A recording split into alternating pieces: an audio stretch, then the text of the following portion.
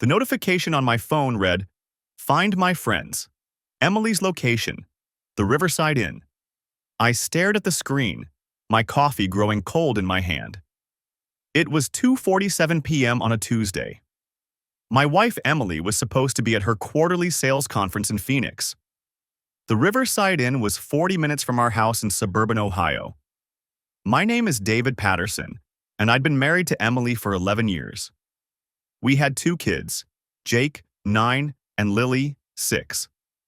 I worked as an IT project manager for a manufacturing company, pulling in a solid $95,000 a year.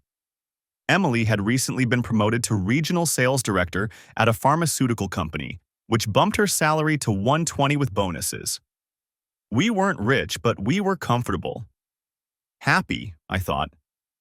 The Find My Friends thing wasn't some paranoid husband move. We'd set it up 3 years ago after Emily got a flat tire on a deserted road and couldn't explain where she was to AAA. It was practical. Safe. I checked it maybe twice a year when she traveled, just to see if her flight had landed. Today, I'd checked because she hadn't responded to my text about Jake's soccer practice getting moved to Thursday. Emily always responded within an hour. It had been 4. I refreshed the app. Still at the Riverside Inn. My hands started shaking before my brain caught up with what this might mean. There had to be an explanation. A client meeting. A last-minute change in conference location. The app could be wrong. GPS wasn't perfect. I called her. It rang 4 times, then went to voicemail. "Hey, this is Emily Patterson. Leave me a message and I'll call you back." "Hey, honey, just checking in. Jake's practice moved to Thursday. Call me when you get a chance."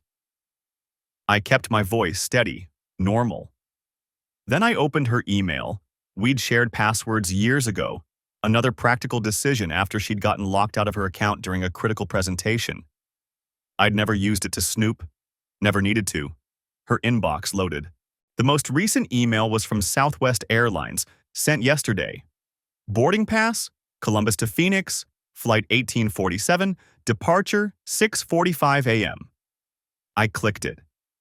The boarding pass looked legitimate. Seat 12A. Departure this morning, but the Find My Friends app didn't lie. Her phone was at the Riverside Inn. Right now. I scrolled through her recent emails.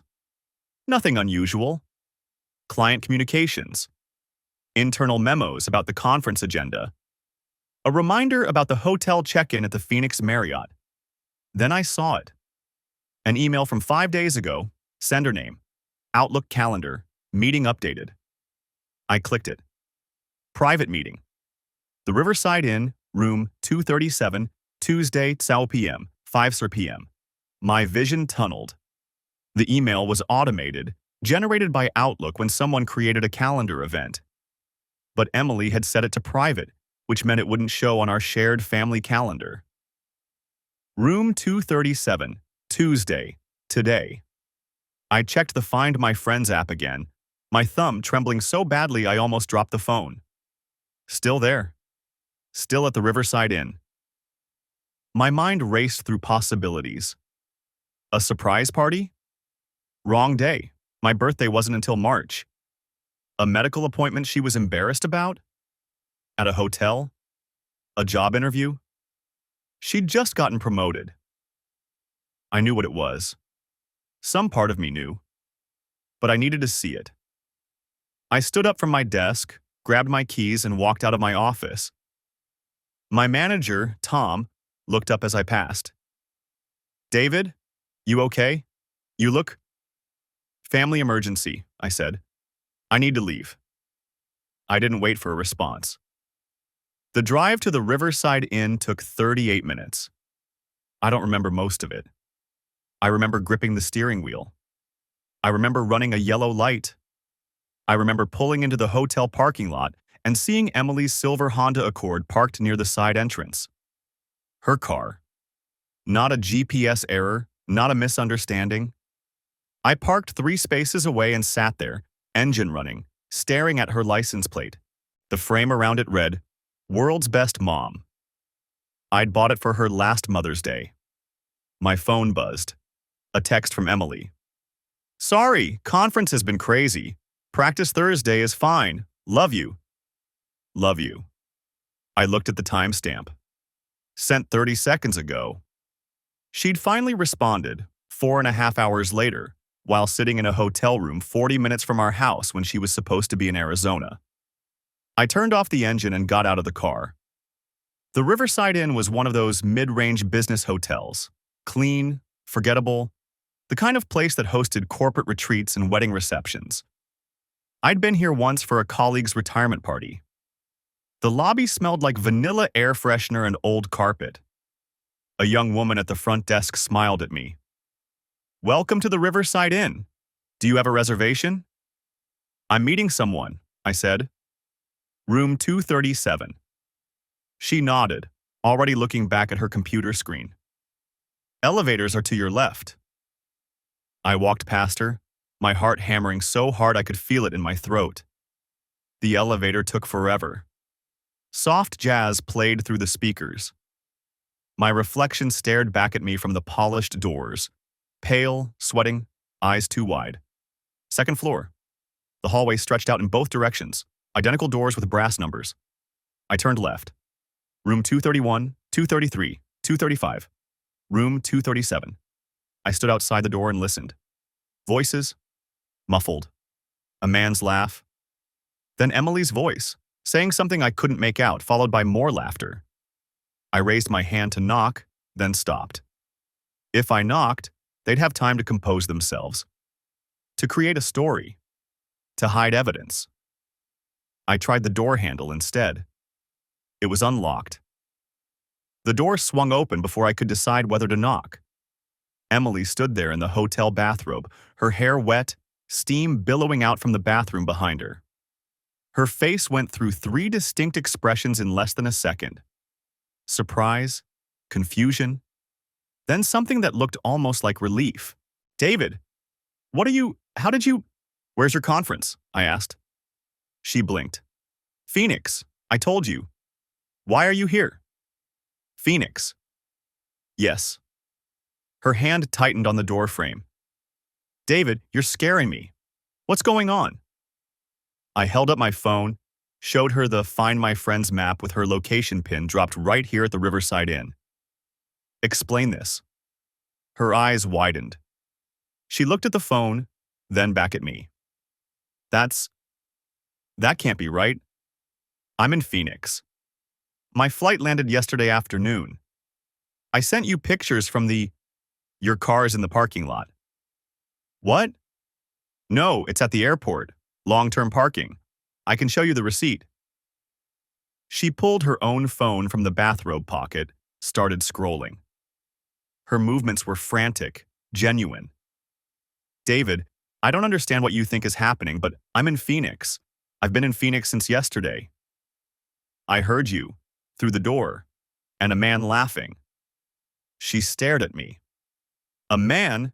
David, there's no—" She stepped back, gestured into the room. "Look, please. Come in and look." I walked past her. The room was small. One queen bed, unmade. A rolling suitcase in the corner. Emily's, I recognized it. Her laptop on the desk, closed. The bathroom door open, steam still drifting out from a recent shower. No one else. I checked the bathroom. Empty. The closet. Empty. Under the bed. Nothing. "David." Emily's voice was shaking now. "What is happening? Why are you here? What do you think I'm doing?" I showed her the calendar entry. The private meeting, room 237, the Riverside Inn. She looked at it for a long time. "I didn't create that. It's your calendar." "I know, but I didn't—" She sat down on the bed, still staring at her phone. "Someone else has access to my calendar. My assistant, maybe, or— I don't know. But David, I swear to you, I'm not here. I'm in Phoenix. I've been at the Westin since yesterday." "Then explain the GPS." "I can't." She looked up at me, and there were tears in her eyes now. "But I can prove I'm in Phoenix. I can call the front desk there right now. I can show you the room service charges from this morning. I can—" My phone buzzed. A text from Emily. Miss you, babe. I looked at the message. Looked at Emily sitting on the bed in front of me. Did you just text me? She shook her head. No, I haven't texted you since this morning. I showed her the message. The timestamp. 4:47 p.m. 2 minutes ago. Her face went white. I didn't send that. It came from your number. I didn't send it. She grabbed her phone, opened messages, scrolled through our conversation. Look, the last thing I sent you was at 9:15 this morning. Have a great day, love you. That's it. I didn't send anything else. I looked at her phone. She was right. The message wasn't there. Someone's spoofing your number, I said. Or... She looked around the room, her expression changing from confused to something else. Something darker. David, what if someone's trying to make you think I'm here? That doesn't make sense. Doesn't it? She stood up, started pacing. Someone adds a fake meeting to my calendar. Someone sends you texts from what looks like my number. Someone, what, hacked Find My Friends to show me at this hotel instead of where I actually am? That's not possible. You're the IT guy. Is it possible? I thought about it. GPS spoofing was a thing. Calendar hacking definitely was. Number spoofing was easy, but all three together? That took coordination, planning. Why would someone do that? I don't know. She stopped pacing, looked at me. But David, I need you to believe me. I'm not here. I'm not having an affair. I'm in Phoenix at a pharmaceutical conference, and someone is trying very hard to make you think otherwise. The steam from the bathroom had mostly cleared. I could see the mirror now, still fogged at the edges, and written in the condensation, barely visible, Miss you, babe. Emily saw me looking. Followed my gaze. Saw the message. I didn't write that, she whispered. I walked to the bathroom. The mirror was still warm. The message was fresh, written in the last few minutes. But Emily had been at the door when I arrived. She couldn't have written it without me seeing her. Unless she'd written it before answering the door. Unless this whole performance was exactly that. A performance. Show me your phone, I said. What? Your phone, all of it. Messages, photos, everything. She handed it to me without hesitation. I scrolled through messages. Nothing unusual. Photos from the conference, hotel lobby, convention center, a group dinner last night. She was in some of them, smiling, holding a wine glass, standing with colleagues I recognized from company parties. All of them could have been staged. I opened her photo app, looked at the metadata. The dinner photo, taken yesterday at 7:32 p.m. Location data, Phoenix, Arizona. Location data could be faked. I checked her email. The boarding pass for the Phoenix flight. Hotel confirmation for the Westin. Conference registration. All of it matched her story. All of it could be fabricated. David. Her voice was small now. Please. I don't know what's happening, but I'm not lying to you. I would never... My phone buzzed again. Another photo. From Emily's number. A picture of a foggy bathroom mirror with a message. Thinking of you. But Emily was standing right in front of me, her phone in my hand. I showed her. She looked at it, then at her own phone, then back at the photo. That's this bathroom, she said quietly. That's this mirror. I looked at the photo more carefully. Same mirror, same tile, same light fixture, same message I was looking at right now, except different words. Someone else is in this room, I said. There's no one else here. You checked. Then someone was here, recently. I looked at the bed again. The sheets were rumpled on both sides. 2 pillows had indentations. Emily followed my gaze. The housekeeping here is terrible. Those sheets are from whoever stayed here last night. You checked in today? I didn't check in at all. I'm not registered here. David, please just call the Westin in Phoenix. Ask for my room. I'll answer.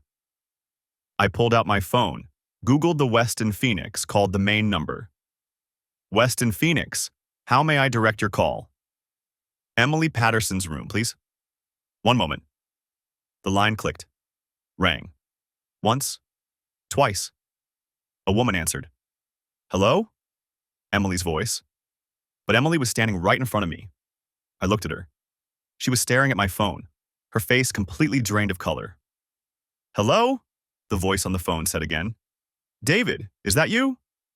Who is this? I asked. It's Emily. Are you okay? You sound strange. Emily, the one standing in front of me, grabbed my arm. That's not me, she whispered. The voice on the phone laughed. David, what's going on? Did you butt dial me? Where are you right now? In my hotel room, in Phoenix. Where else would I be? I hung up. Emily was shaking. That wasn't me. David, that wasn't me. I don't know who that was, but it wasn't me. I looked at her. Really looked at her. The mole on her left cheek. The small scar above her eyebrow from when Lily accidentally hit her with a toy truck. The way her left eye was slightly smaller than her right. All the details I'd memorized over 11 years of marriage. Prove you're Emily, I said. She stared at me. What? Prove it. Tell me something only Emily would know. David, this is insane. Tell me. She took a breath. Our first date. You took me to that Italian place on 7th Street, the one that closed down 3 years ago. You ordered fettuccine Alfredo and spilled it on your shirt. I pretended not to notice, but you were so embarrassed you didn't kiss me goodnight. You called the next day to apologize, and I told you I thought it was sweet. I remembered. All of it. What did you get me for our 5th anniversary? A watch. A Seiko. You said you'd always wanted one, but could never justify the expense. I saved for 4 months. True. What's Jake allergic to? Strawberries. We found out when he was 3 and his face swelled up at a birthday party. All true. All things Emily would know. All things someone pretending to be Emily might have learned. My phone buzzed again. Another photo. The bathroom mirror. New message. He knows. And in the corner of the frame, barely visible in the steam-fogged glass, a reflection. Someone standing behind the photographer. Someone who looked exactly like Emily. The woman who looked like Emily stood frozen in the bathroom doorway, her face drained of color. Behind me, the mirror had already started to fog over again from the running shower, obscuring the message. That's not... I didn't write that. Her voice cracked. David, I swear to God I didn't write that. I turned back to the mirror. The condensation had spread, turning the glass into a uniform gray. No message visible anymore. Just steam. Show me your phone, I said. What? Your phone. Show it to me. She pulled it from her robe pocket. Her hands shook as she unlocked it and handed it over. I scrolled through her messages first. Nothing to anyone named Babe. Nothing suspicious at all. Just work emails, texts to me, messages to the kids' school, a group chat with her book club. Normal. Everything looked completely normal. Check the photos, she said. Check everything. I don't know what's happening, but I didn't... I opened her photo gallery. The most recent photo was from this morning. A selfie of her at the hotel breakfast buffet, plate of scrambled eggs in front of her. The timestamp said 7:23 a.m. The location data said the Riverside Inn. I scrolled back. More photos from the hotel. Her laptop on the desk. The view from the window. A blurry shot of the TV showing the morning news. Nothing unusual. I kept scrolling. Photos from last week. The kids at soccer practice. Our backyard. The grocery store. A sunset from our back porch. Then I saw it. A photo from 3 days ago. Tuesday afternoon. The timestamp said 2:47 p.m., the same time I'd gotten the first notification about her location. The photo showed a bathroom mirror. Foggy, steamed up, and written in the condensation, "Can't wait to see you." My stomach dropped. "What is this?" I held the phone up to her face. She leaned in, squinting. Then her eyes went wide. "I didn't take that. I never... When was that taken?" "Tuesday, 2:47 p.m. Where were you Tuesday afternoon?" "I was at work, in the office. I had back-to-back meetings until 5. "You're sure?" "Yes, I'm positive. I was in the conference room with Grant and Julie discussing the Q3 projections. We were there for 3 hours. I looked at the photo again. The bathroom in the image had white subway tiles, a chrome towel rack, a corner of a granite countertop visible at the edge of the frame. I turned and looked at the bathroom behind me. White subway tiles, chrome towel rack, granite countertop. This bathroom. Room 237. "This was taken here," I said. "In this room, 3 days ago." Emily's face went even paler. "That's impossible." I scrolled to the next photo. Same bathroom. Different message on the mirror. "Miss you already." Next photo. Same bathroom. "Thinking of you." Next photo. Same bathroom. "Can't stop smiling." All from Tuesday.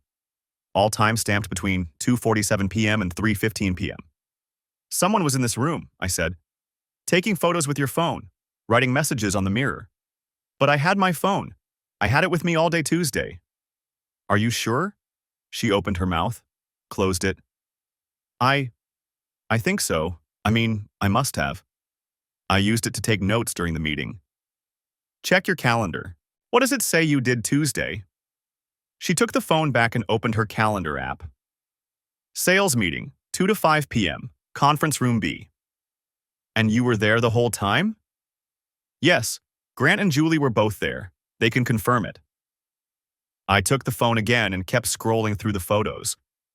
More mirror messages. More shots of this bathroom, this room. Then I found something else.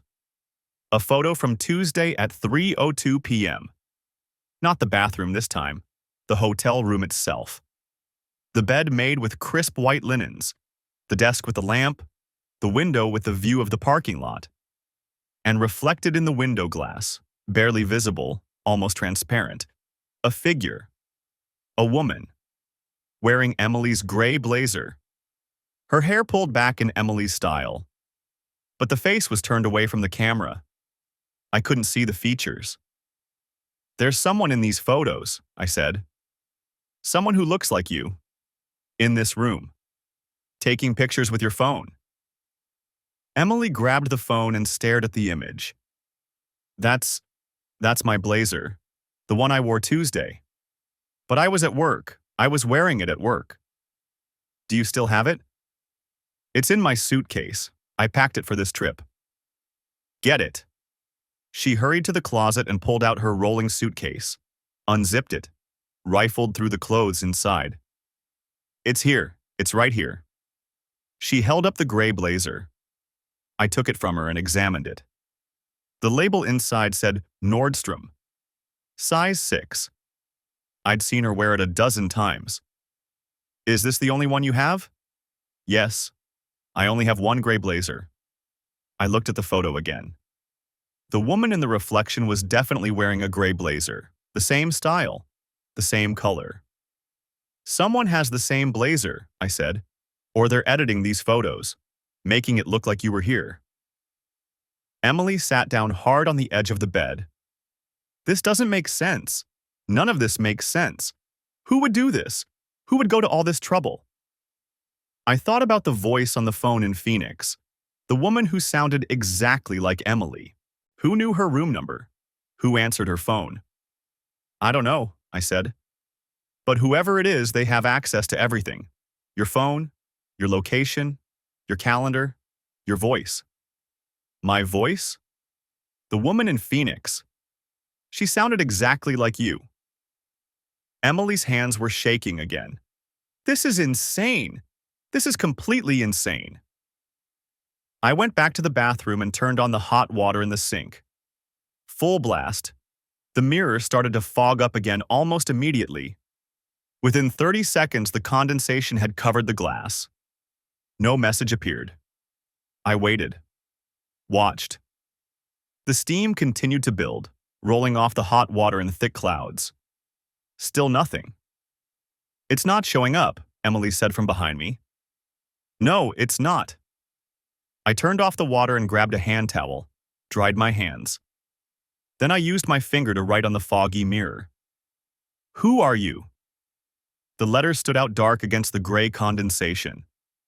Emily watched from the doorway. "What are you doing?" "Testing something." I pulled out my own phone and took a photo of the mirror. The message showed up clearly in the image. I checked the metadata. The timestamp was correct. The location data said, "The Riverside Inn, room 237. "Whoever wrote that first message," I said, "they were here, in this room. They steamed up the mirror and wrote it. Then they left it for us to find." "But how did they know we'd come here? How did they know you'd see the message?" "They didn't have to know. They just had to make sure your location showed you were here. They knew I'd come looking." Emily wrapped her arms around herself. "So someone set this up, all of it. They wanted you to find me here. They wanted you to think I was cheating. And they wanted to make sure I had proof. The mirror message. The photos on your phone. But why? Why would someone do this to us?" I looked at the message I'd written on the mirror. The letters were already starting to run as the condensation dripped down the glass. "I don't know," I said, "but I'm going to find out." I grabbed a bar of soap from the sink and unwrapped it. Then I wrote on the mirror again, this time pressing the soap directly against the glass. "I know what you're doing." The soap left white streaks that wouldn't disappear when the steam cleared. Permanent. "David." "Whoever this is," I said, "they're watching. They have to be. They're tracking Emily's phone. They knew we'd be in this room. They're probably watching right now." I wrote another message. "Show yourself." Emily's phone buzzed. We both froze. She picked it up with trembling hands. A text message. From an unknown number. "You're getting warmer." The woman, Emily, or whoever she was, stood frozen by the bathroom door, her phone still gripped in one hand. The screen cast a pale glow across her face. "Who sent that?" I asked. She looked at the message again. Looked at me. "I don't know." "You're getting warmer." I repeated the words slowly. "Warmer to what?" She shook her head. Her hair was still damp from the shower, darker than usual. Or maybe not. Maybe I'd never paid enough attention to notice how Emily's hair looked when it was wet. My phone buzzed in my pocket. Unknown number. "The mirror knows more than you do." I showed her the screen. Her face went pale. "David, what's happening?" "You tell me." I turned back to the bathroom.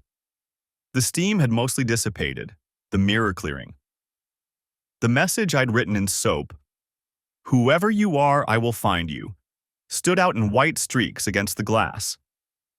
But below it, barely visible, something else. I moved closer. Faint traces of condensation still clung to the mirror's surface in a pattern. Not random. Deliberate. Letters. I grabbed the shower knob and cranked the hot water to maximum. Steam began billowing out again within seconds. The mirror started to fog. The pattern emerged. 3. Just a number. 3 digits appearing in the condensation like a watermark. What does that mean? The woman had followed me in. She was staring at the mirror, her reflection ghostly in the steam. I don't know. But something about it felt familiar. Like a password I'd forgotten. A code I should recognize. My phone buzzed again. Check her photo gallery. Scroll to the bottom. I looked at the woman. She was still holding her phone. "Give it to me," I said. "David, now." She hesitated, then handed it over. Her passcode was the same as Emily's. Our anniversary. 712. I opened the photo gallery. Thousands of images. I scrolled down past recent photos of what looked like Phoenix. A hotel room, a conference center, a restaurant with desert landscaping visible through the windows. Further down, weeks ago, Jake's baseball game, Lily's dance recital, our kitchen, the backyard, all the way to the bottom. The oldest photo in the gallery was dated 3 weeks ago. Nothing before that. Where are the rest? I asked. She frowned. What do you mean? This phone has photos going back exactly 21 days. What happened to everything before that? I don't know. Maybe I cleared them out? Storage space? Emily never deletes photos. She has pictures going back years on her phone. I kept scrolling, checking the dates. March 15th was the earliest. Today was April 5th. 21 days. The same amount of time since Emily's promotion had been announced. My phone buzzed. Now check the EXIF data. I didn't recognize the term immediately, but my IT background kicked in. EXIF, the metadata embedded in digital photos. Location, time, camera settings. I opened one of the Phoenix photos. Tapped through to the details. Location. Phoenix, Arizona. But the camera model listed was iPhone 14 Pro. Emily had an iPhone 13. I checked another photo. Same camera model. Then another of the older ones from 3 weeks ago. Different camera. iPhone 13. When did you get a new phone? I asked. The woman blinked. I didn't. I've had this phone for over a year. I held up the screen. The photos from Phoenix were taken on an iPhone 14. The ones from before were taken on a 13. She stared at the screen. That's impossible. Is it? I opened the bathroom cabinet. Emily kept her toiletries organized in a specific way. Travel-size bottles on the left.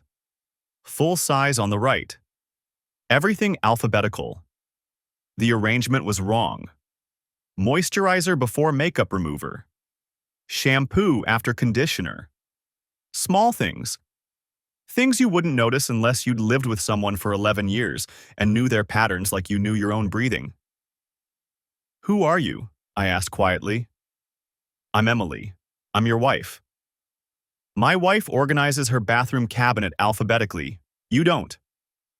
I reorganized. I was tired of... My wife has an iPhone 13 with a cracked screen protector she's been meaning to replace for 6 months. You have an iPhone 14 in pristine condition. I got it repaired. My wife has photos on her phone going back to when we got married. You have photos going back exactly 3 weeks. The woman's face had gone very still. My wife, I continued, has a small scar on her left shoulder from when Jake was learning to ride his bike and crashed into her. You don't. I'd noticed it when she'd first opened the door in the bathrobe. The absence of something so familiar it had become invisible, until it wasn't there. She touched her left shoulder reflexively. So I'll ask you again, I said. Who are you? For a long moment she said nothing. Then she sat down on the edge of the bathtub. My name is Emma. Not Emily. Emma. I'm Emily's twin sister. The words hung in the steam-filled bathroom. I waited for them to make sense. They didn't. Emily doesn't have a twin sister. Yes, she does. Emma looked up at me. We were separated when we were 3. Different adoptive families. I only found her 6 months ago, through one of those DNA testing sites. My mind raced. Emily had done 23andMe last Christmas, a gift from her mother. She'd been excited about the results, talking about distant cousins and European ancestry percentages. She'd never mentioned a sister. Why didn't she tell me? Emma laughed, but there was no humor in it. Because I asked her not to. Because I wanted to get to know her first. Because it was complicated. Complicated. We started meeting up. Coffee at first, then lunch. She told me about her life, her job, Her family, you, the kids. Emma's voice cracked slightly. She had everything I'd always wanted. The bathroom felt smaller. The steam was suffocating. 3 weeks ago, Emma continued, Emily asked me to help her with something. A test. She wanted to see if you'd notice. Notice what? If we switched places, just for a day. She thought it would be funny. A prank. Emma shook her head. I told her it was a bad idea, but she insisted. Said you two needed to shake things up. That marriage had gotten too routine. I remembered that day. 3 weeks ago. Emily had come home from work acting slightly off. I'd attributed it to stress from the new promotion. It hadn't been Emily. So you've been pretending to be my wife for 3 weeks? No, just that one day. And then… Emma stood up. And then someone else got involved. Who? I don't know. But 2 days after we switched, I got a message from an unknown number. They knew what we'd done. They had photos of us meeting. They said if I didn't do exactly what they told me, they'd send everything to you. To Emily's job. To everyone. My phone buzzed. Tell him about 2:43. Emma's phone buzzed at the same time. Same message. What is 2:43? I demanded. I don't know. They keep mentioning it. In every message. Remember 2:43. Don't forget 2:43. But I don't know what it means. I looked at the mirror again. The number was still visible in the condensation. 2:43. My phone rang. Not a text this time. An actual call. Unknown number. I answered. Hello, David. The voice was female. Synthesized. Computer generated. You're doing well. Better than expected. Who is this? Someone who's been watching your marriage very carefully. Someone who knows what Emily did. What Emma did. What you're about to discover. What am I about to discover? That's the fun part. You have to figure it out yourself, but I'll give you a hint. The voice paused. 2:43 isn't a number. It's a location. And your real wife is there right now. The line went dead. I looked at Emma. She was crying silently, mascara running down her face in dark streaks. Where's Emily? I asked. Where's my actual wife? I told you, Phoenix, at the conference. No, that's someone else. Another woman who sounds like her. Looks like her. The pieces were assembling in my mind, but the picture they formed was impossible. How many of you are there? Emma's eyes widened. What? How many people look exactly like Emily? Like you? Just us. We're twins. Identical twins. But the woman in Phoenix had sounded exactly like Emily. Had known details only Emily would know. And now someone was telling me 2:43 was a location where my real wife was. 3 women who looked identical. Or more. I grabbed Emma's phone and opened the messages from the unknown number. Dozens of them over the past 2 weeks. Instructions, threats, and repeatedly, insistently, 2:43. I typed a response. Where is 2:43? The answer came immediately. San Francisco, where this all began. Where Emily went for her steam therapy sessions. Check the cloud storage. Password is your anniversary backwards. San Francisco. Emily had gone there twice in the past month. Quick trips, 24 hours each. She said they were for work. I opened the phone settings, found the cloud storage login, entered 2170. The account opened. One folder. Named Steam. Inside were photos. Videos. All taken in a bathroom. All showing the same scene, a foggy mirror. Messages written in the condensation. Miss you, babe. Can't wait to see you again.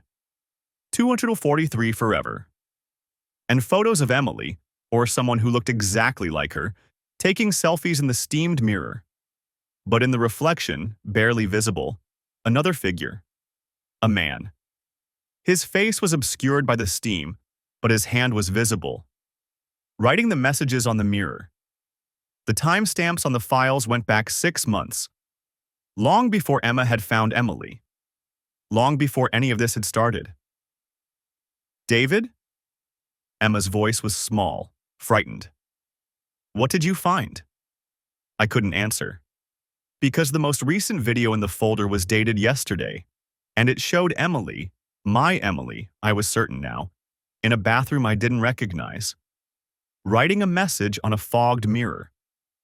243 is ready, time to switch. The bathroom mirror was still fogged when I walked in. Not steaming, just that thin layer of moisture that clings after someone's been in the shower. Emma was in the bedroom, checking her phone. The real Emily's phone, whatever that meant anymore. I ran my finger across the glass. Letters emerged in the condensation, backward from my perspective. Miss you, babe. I stepped back. The handwriting was loose, casual. Feminine curves on the U and B. Not my style. I'd never written on a mirror in my life. Did you write this? I called out. Write what? I photographed it with my phone before it could fade. Emma appeared in the doorway, wrapped in a towel. On the mirror. She looked at the message, her face unreadable. No. Then who? Maybe Emily did, before she left. Before we switched. I checked the date on Emma's phone. Emily's phone. 3 weeks since the supposed switch. The bathroom had been cleaned multiple times since then. I'd cleaned it myself last Tuesday. That doesn't make sense, Emma shrugged. Nothing about this makes sense, David. I turned on the hot water in the shower. Full blast. Steam began filling the small space immediately. Emma backed out, but I stayed, watching the mirror fog over completely. More letters appeared, not just the message I'd already seen. More words, emerging like ghosts from the white surface. 243 knows. He's waiting. Steam therapy tonight. My hands were shaking. I photographed each one as it appeared, the camera struggling to focus through the thick steam. The letters weren't random condensation patterns. They were deliberate. Written in something that only showed up when moisture hit it. Soap, probably. Or some kind of oil. Emma. My voice came out steady, controlled. Get in here. She appeared again, her eyes widening as she saw the messages multiplying across the mirror. I swear I didn't write those. I believed her. The handwriting matched the first message. Same curves. Same casual slant. Emily had written these. Recently. Maybe this morning before Emma woke up. Which meant Emily had been here. In this house. In this bathroom. While we slept. I scrolled through the photos on Emma's phone. The ones from the cloud storage. The steamy bathroom encounters. I'd been focused on the man, trying to identify him through the fog. But now I looked at the backgrounds, the tiles, the fixtures. My chest tightened. David? What is it? I zoomed in on one photo. The shower curtain was visible in the corner, blue with white anchors. We'd replaced it 6 months ago. Lily had picked it out. Another photo. The towel rack, chrome, 3 bars. I'd installed it myself last summer. These weren't taken at 243. My voice sounded distant. These were taken here, in our bathroom. Emma grabbed the phone, swiping through the images. Her face went pale. But the location data can be faked. I was already opening the photo metadata. GPS coordinates pointed to San Francisco, but the timestamps told a different story. Early mornings, late nights, times when I'd been at work or asleep, times when Emily should have been home with the kids. I ran the hot water again. More steam. More messages appearing on the mirror like a twisted advent calendar. He loves the mist. Can't see faces. Perfect. Emma was crying now, but I couldn't process that. Couldn't process anything except the evidence multiplying in front of me. Emily had been bringing someone here, into our home, into our bathroom, using the steam to obscure his identity while she documented everything. But why? The synthesized voice on the phone had mentioned 243 repeatedly. Said it was ready. Time to switch. I pulled out my own phone and called the number back. It rang twice before connecting. You found the messages. Not a question. That same artificial voice, stripped of all humanity. Who are you? Check her phone, the real photos, not the cloud. The line went dead. I grabbed Emma's phone again, this time opening the local storage instead of the cloud backup. The photo roll went back further than 21 days. Much further. Months of images. But these weren't steamy bathroom shots. These were surveillance photos. Me leaving for work. Me picking up the kids from school. Me grocery shopping. Me sitting in my car in the parking lot, checking my phone during lunch. Hundreds of them. All taken from a distance. All showing me completely unaware. Oh God, Emma was looking over my shoulder. David, this is stalking. I scrolled faster. The dates went back 6 months. Right around when Emily got her promotion. No. Right around when Emily started acting different. I found a video file buried in a folder labeled Insurance. Clicked it. Emily's face filled the screen. She was in our bathroom, but the mirror was clear. No steam. She was looking directly at the camera, her expression cold. If you're watching this, David, then something went wrong. Her voice was flat, professional. 243 isn't a place. It's a project, a proof of concept. My hands were numb. Emma was the test run. We needed to see if you'd notice, if you'd care, if you'd do anything about it. She smiled, but it didn't reach her eyes. You didn't. Not for 3 weeks. You ate dinner with her, slept next to her, kissed her goodbye every morning. I couldn't breathe. The man in the photos is irrelevant. He's an actor. The messages are theater. All of this, she gestured around the bathroom, is just data collection, measuring response times, emotional thresholds, how long it takes a spouse to notice when everything changes. She leaned closer to the camera. 243 is the number of married couples in the trial. You're couple 176. Congratulations, David. You're officially average. 3 weeks to notice, 2 days to investigate, 1 day to fall apart. The video ended. I played it again. Then again. Emma was backing away, her hand over her mouth, but I couldn't stop watching. Emily's words. Emily's face. Emily's voice. But not Emily. Not the woman I'd married. Not the mother of my children. I opened the messaging app on Emma's phone. Scrolled back through texts I'd already read, but this time looking for patterns instead of content. There. A group chat. No names, just numbers. 243 participants. All sharing updates. Status reports on their couples. Couple 089. Subject noticed day 4. Confronted immediately. Trial terminated. Couple 134. Subject still unaware at day 45. Extending observation period. Couple 176. Subject discovered switch day 21. Proceeding to phase 2. Phase 2. I looked up at the mirror. The steam had mostly cleared, but I could still see the ghost of Emily's messages. My phone buzzed. A text from an unknown number. Congratulations on completing phase 2. Phase 3 begins now. Check your children's school. My heart stopped. Jake and Lily. I was already running for the car, Emma shouting something behind me, but I couldn't hear her over the blood pounding in my ears. The elementary school was 12 minutes away. I made it in 7. The parking lot was normal.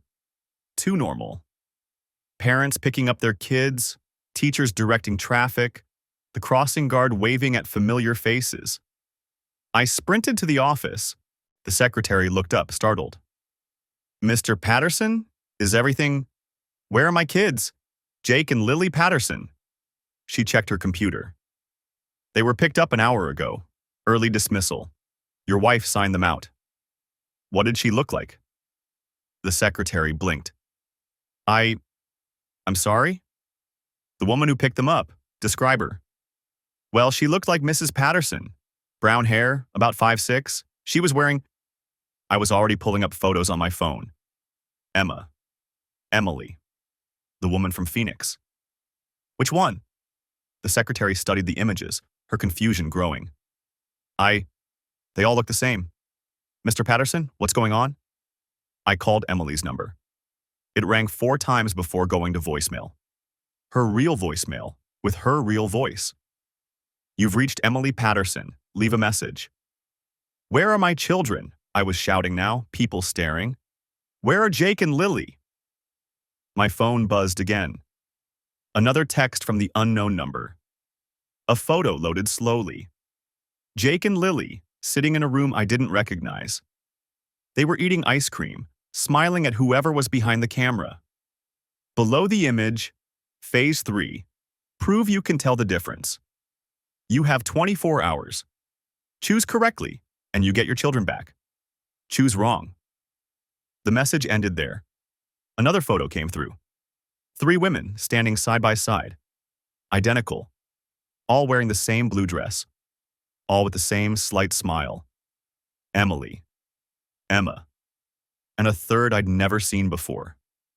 One of us is your wife. One of us has your children. One of us is nobody. Choose. The steam curled up from the shower, thick and white against the bathroom mirror. I stood there dripping on the bath mat, watching condensation bead and run down the glass surface. That's when I saw the words. Miss you, babe. Written in the fog. Finger-traced letters, casual and intimate. I stared at it. Emily had showered before me this morning. She'd been gone 10 minutes when I stepped in. The message had to be from her shower, preserved somehow in the mirror's surface, revealed again by my steam. Except, Emily didn't write like that. No abbreviations. She was precise, formal, even in texts. Miss you, not miss you, and she never called me babe. 13 years together, she'd used honey exactly 3 times, all ironically. I wiped a section of mirror clear with my palm. My reflection looked back, confused and wet-haired. The message remained in the untouched portion, already starting to fade as the bathroom cooled. My phone sat on the counter where I'd left it. Emily's phone, the one she'd been using, was in the bedroom. The phone from Emma that I'd been carrying for 3 days now, trying to piece together which woman was my actual wife. I wrapped a towel around my waist and grabbed it. The screen lit up. No new messages. I opened the photo gallery, scrolling back through the limited 21-day history. Grocery store receipts, the kids at the park, a blurry shot of our kitchen counter. Then I saw it. A bathroom mirror. Fogged with steam. Words written in the condensation. Thinking of you. Different handwriting than the message currently fading on my mirror. Rounder letters, more feminine. The photo was dated 6 days ago. Timestamp 7:23 a.m. The morning Emily, or whoever this was, had supposedly left for her Phoenix conference. I swiped to the next photo. Another steamed mirror, another message. Can't wait for tonight. 4 days ago, 6:45 a.m. I kept scrolling, more photos. All taken in our bathroom, all showing the mirror after someone's shower. All with messages I'd never seen, never been meant to see. Last night was perfect. You make me feel alive. Counting the hours. My hands shook. The phone nearly slipped from my grip. These weren't messages to me. They were documentation, evidence of steam therapy sessions, whatever the hell that meant in the context of Project 243. I looked back at the mirror. The current message had almost completely faded now, just ghostly traces remaining. Miss you, babe. Who was she writing to? Who had she been writing to for weeks while I brushed my teeth, oblivious, 3 feet away? I turned the shower back on. Hot water, full blast. Steam began filling the bathroom again within seconds. The mirror fogged over completely. And then more words appeared. Not the same message. New words, emerging from the glass like a photograph developing. Fainter than the first message, older but unmistakable. Your touch drives me crazy, written in a different spot. Different handwriting again. This one smaller, more cramped. How many women had been in my bathroom? How many had stood where I was standing, writing love notes to someone else while pretending to be my wife? I grabbed a bar of soap from the dish. My hands were steadier now. Anger was replacing shock, crystallizing into something cold and focused.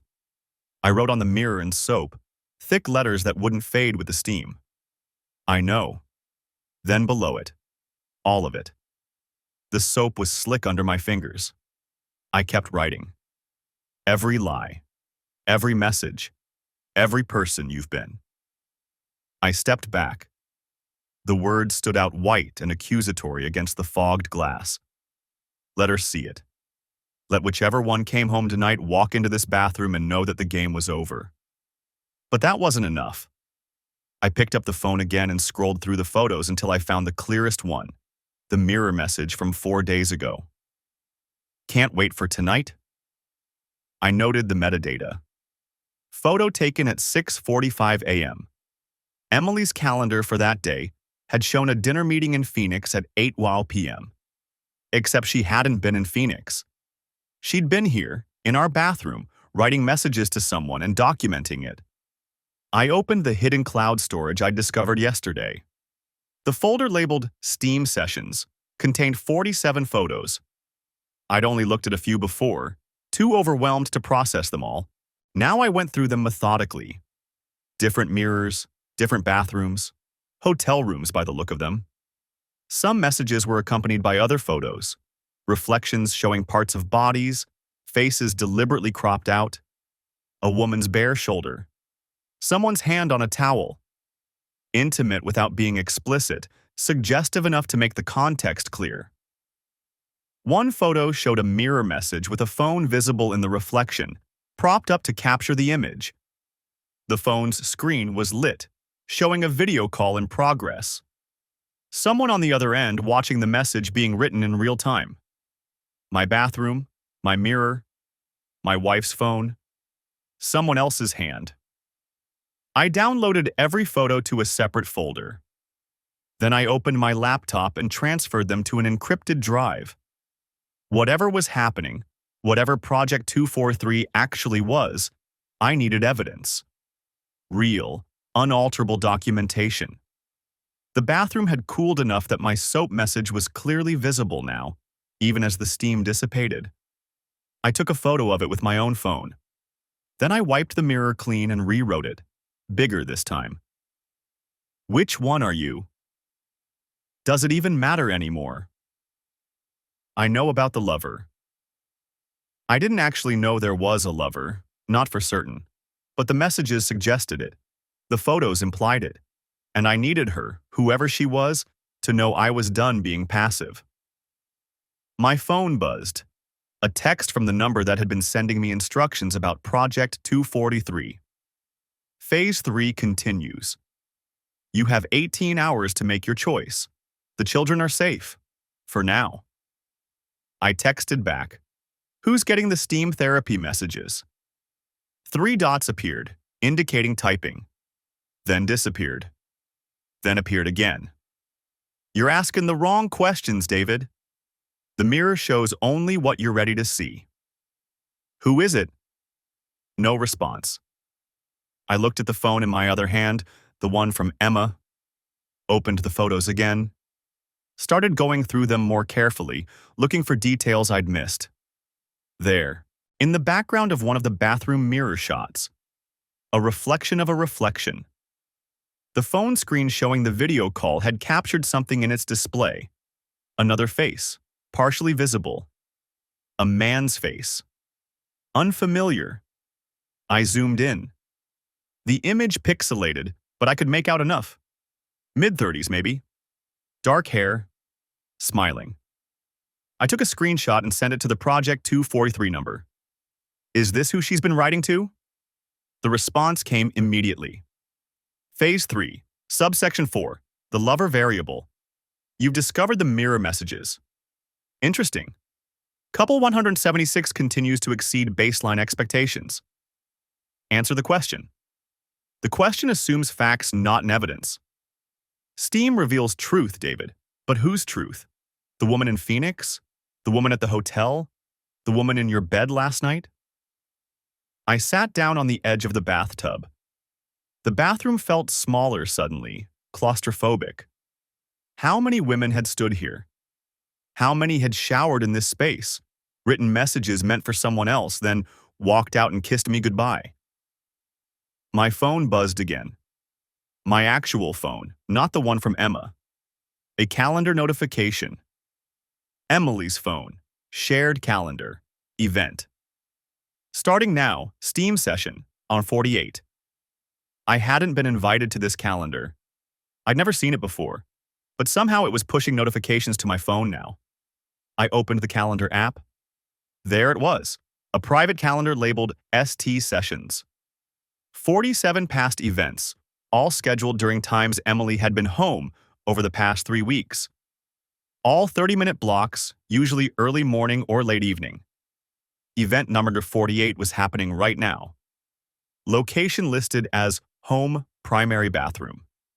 But I was in the primary bathroom. Alone. I stood up and looked at the mirror. The soap message stared back at me.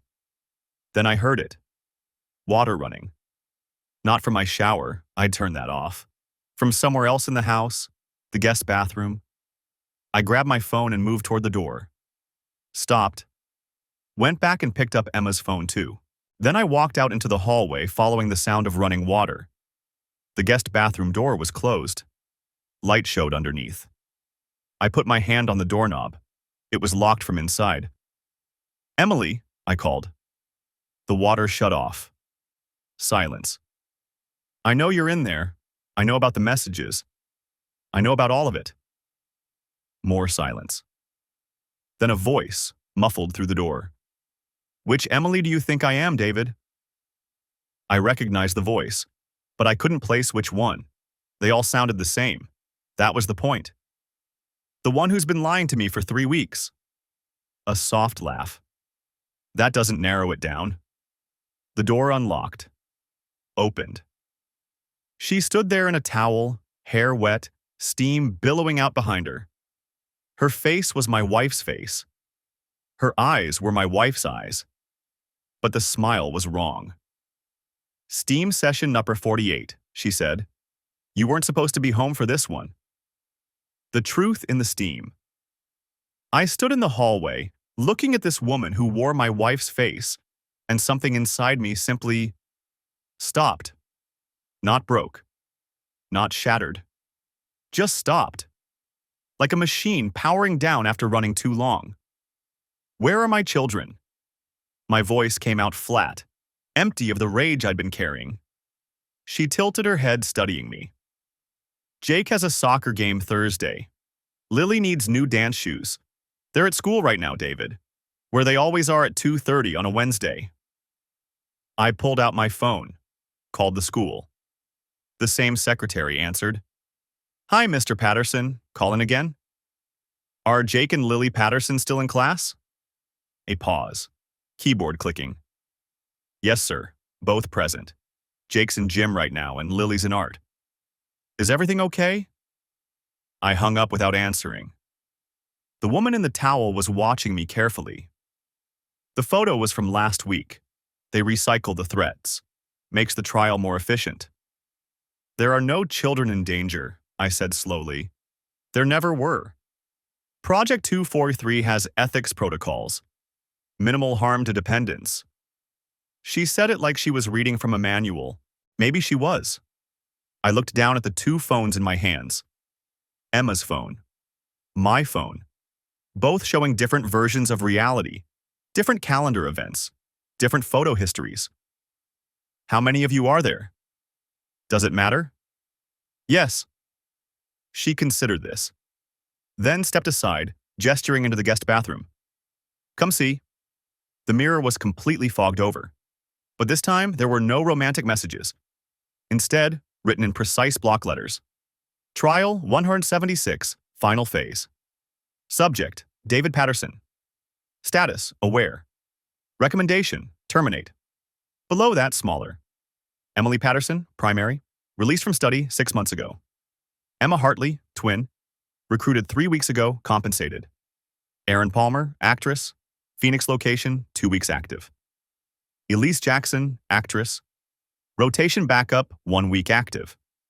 I read it twice, 3 times. The words didn't change. Emily left 6 months ago, the woman said quietly. The real Emily, your actual wife. She was recruited into 243 as a researcher, not a subject. You became the subject. She's been running your trial from San Francisco. The bathroom floor felt unsteady beneath my feet. The promotion, I said, was real. Just not for the company you thought. She works for the people running 243 now, studying marital awareness. How long it takes people to notice when their spouse is replaced. What they do when they figure it out. She paused. You lasted 3 weeks before noticing the switch. Another 4 days to investigate. That's slightly above average. And the steam messages, the lover, theater, all of it, designed to provoke specific emotional responses. Anger, jealousy, urgency. We needed to see how you'd react to evidence of infidelity versus evidence of replacement. You focused on the affair angle. Most subjects do. I sat down on the edge of the bathtub. The same bathtub where I'd sat yesterday, trying to make sense of mirror messages and GPS coordinates and identical women, so there was no affair. No. No mysterious lover. No. Just my wife studying me like a lab rat while actresses pretended to be her. Yes? I started laughing. I couldn't help it. The absurdity of it all, the panic, the investigation, the desperate attempt to figure out which woman was real. None of them had been real. Not for 6 months. What happens now? I asked when the laughter subsided. She pulled a tablet from behind the towel rack, tapped the screen a few times. Normally, we'd continue the trial for another month. See how long you'd search for Emily before accepting one of us as the replacement. But you figured it out too quickly. The data's contaminated. So you just stop. We offer you a choice. She turned the tablet toward me. A contract filled the screen. Option 1. Sign the NDA. Receive compensation for your participation, $200,000, plus counseling services. The actresses disappear. Emily files for divorce remotely. You get primary custody of Jake and Lily. Clean break. And option 2? You don't sign. We release all the documentation showing you couldn't tell your wife had been replaced for 3 weeks. Every news outlet, every social media platform. You become the face of marital obliviousness. We still pay you, but your life becomes very public very quickly. I took the tablet. Read through the contract. It was thorough, professionally drafted. Ironclad NDAs. Liability waivers. Compensation schedules. At the bottom, a signature line. I thought about Emily, the real Emily, watching all of this from some research facility in San Francisco, reviewing data about my responses, my investigation, my failure to notice she'd been gone for half a year. I thought about Jake and Lily, who apparently had been interacting with 4 different mothers without anyone thinking to ask them if they'd noticed. I thought about the steam messages, the elaborate theater of fake affairs and GPS spoofing and mirror writing, all of it designed to study one simple question. How well do we really know the people we love? The answer apparently was, not well enough. I picked up a pen from the counter. Before I sign, I said, I want to know one thing. The woman waited. Did she ever love me? The real Emily. Before all this. For the first time, the woman's expression softened into something that looked almost genuine. I don't know. I'm just an actress, but she hesitated. The Emily I met, the researcher who briefed us. She cried when she talked about her kids. Never once mentioned you. I nodded slowly. That told me everything. I signed the contract. 3 months later, I sat in my kitchen, newly remodeled, courtesy of the $200,000, watching Jake and Lily eat breakfast. Real breakfast, not the frozen waffles Emily used to make. I'd learned to cook properly. Scrambled eggs, bacon, fresh fruit. Dad? Lily looked up from her plate. Is Mom ever coming back? No, sweetheart. Remember? Mom took a new job far away, but you'll visit her this summer. Okay. She went back to her eggs, unconcerned. Kids were resilient like that. Jake was quieter, more thoughtful. Dad, did you know Mom was going to leave? I thought about that. About 3 weeks of living with a stranger and not noticing. About mirror messages I'd never seen. About the fundamental failure of attention that had made me the perfect subject for Project 243. No, I said honestly. I didn't know. I should have. But I didn't. That's okay, Jake said. You know now. After they left for school, I stood in the primary bathroom and turned on the shower. Hot water, full blast. Steam filled the space within seconds. The mirror fogged over. No messages appeared. I'd removed all the soap from the bathroom. Used only liquid body wash now. Nothing that could leave residue on glass. Nothing that could hide messages meant for someone else. The steam cleared slowly, revealing my reflection. Just me. Alone. Finally certain of what I was looking at. My phone buzzed. A text from an unknown number. Trial 176. 6-month follow-up survey. Please rate your experience with Project 243. I deleted it without responding. There was a lesson in all of this, I suppose. About attention and assumption. About how we see what we expect to see. How we stop really looking at the people closest to us because we think we already know them. But the real lesson was simpler, harder. Sometimes the person you're living with isn't who you think they are. Sometimes they haven't been that person for a very long time. And sometimes the steam clears and you realize you've been alone all along. You just didn't notice. I turned off the shower, wiped the mirror clean, and started getting ready for work, in a bathroom that finally held no secrets except the ones I'd been keeping from myself. The mirror showed only what I was ready to see. I was ready now.